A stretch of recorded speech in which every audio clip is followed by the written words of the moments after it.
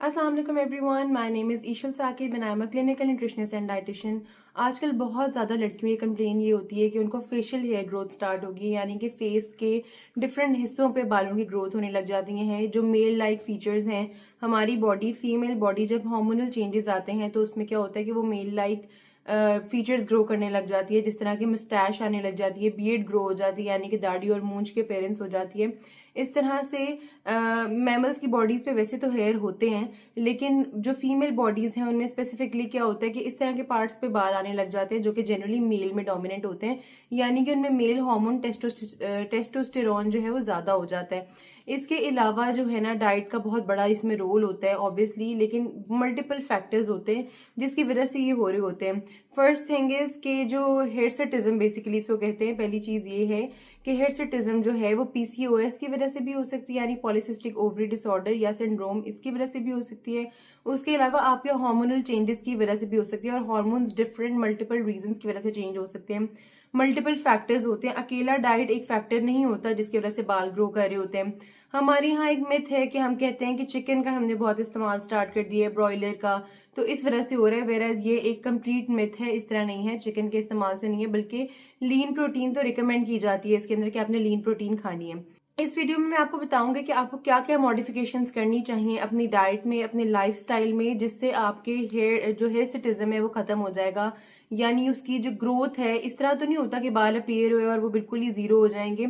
Obviously जितने बाल आ गए हैं वो स्टॉप हो जाएगा, फर्दर वो प्रोसेस इंक्रीज नहीं करेगा। इसमें जो डाइट का रोल है वो मैं आपको बता देती हूँ। इसके अलावा जो रोल्स हैं, फॉर एग्जाम्पल अगर हार्मोनल चेंजेस हैं तो उसमें आपको हार्मोन टेस्ट करवाने पड़ेंगे और उसके अकॉर्डिंगली मेडिसिन कंज्यूम करनी पड़ेंगी, या हार्मोन शॉट्स लेने पड़ेंगे। अगर आपका टेस्टोस्टेरोन लेवल हाई है तो ऑब्वियसली उसको लोअर करने के लिए आपको मेडिसिन दी जाती हैं, कुछ इंटरवेंशंस होते हैं।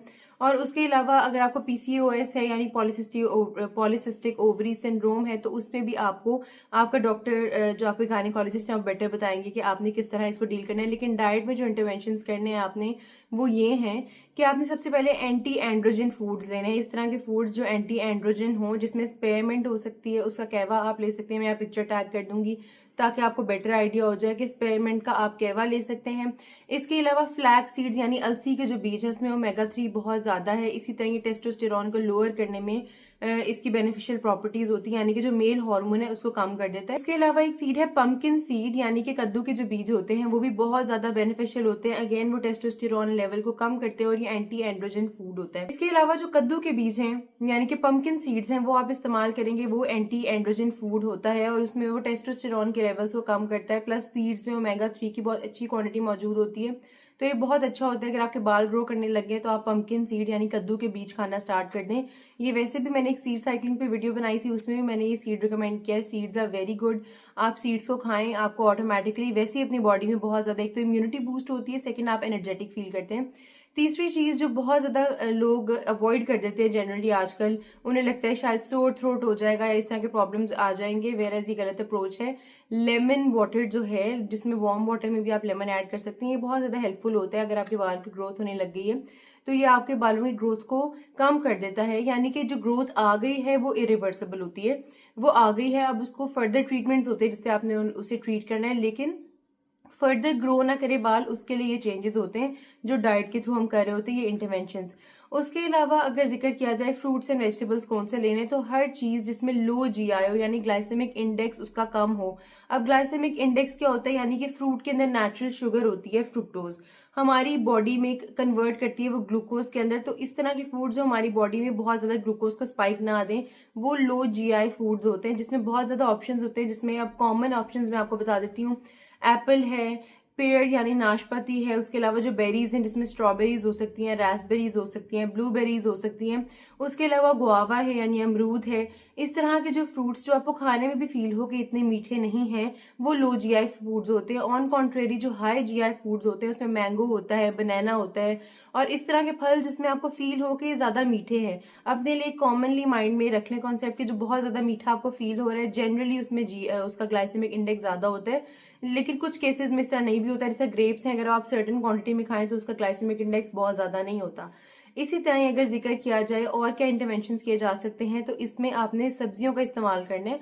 अच्छा, अब सब्जियां कौन सी यूज करनी है इसमें पर्टिकुलरली, उसमें एक ग्रीन लीफ वाली सब्जियां, जो ग्रीन लीफी वेजिटेबल्स हैं वो यूज करनी है, या फिर जिसका ग्रीन पिगमेंट अपीयर, यानी देखने में अगर आपको ग्रीन लग रही है तो वो आपने खानी है, जिसमें ब्रोकली हो सकती है, जिसमें पालक हो सकती है, साग हो सकती है, अगेन मिंट, धनिया, केल, हर ये चीज, और कैबेज जो है यानी कि गोभी, वो भी आप इस्तेमाल कर सकते हैं। ये सब चीजें जो हैं आपके बालों की ग्रोथ को कम करने में बहुत ज्यादा हेल्पफुल हो सकती हैं।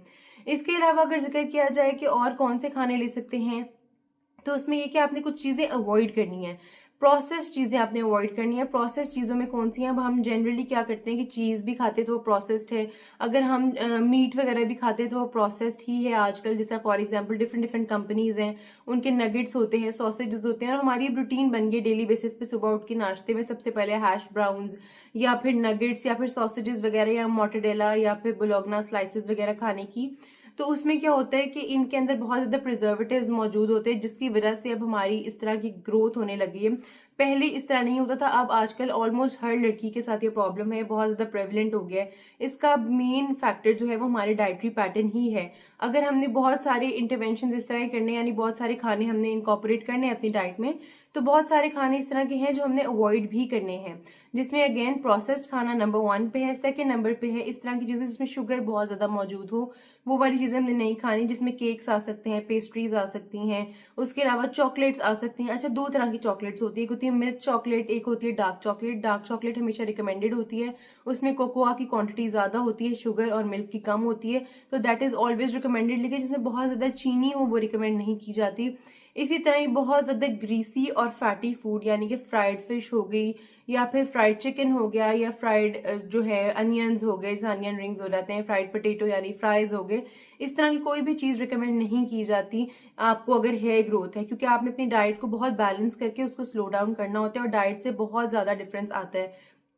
बहुत ज्यादा लोग टोटके करते हैं, ऊपर सुपरफिशियली बेसन या कुछ इस तरह की चीजें लगा के उसको उतारने की कोशिश करते हैं, लेकिन ये रिवर्सिबल प्रोसेस है।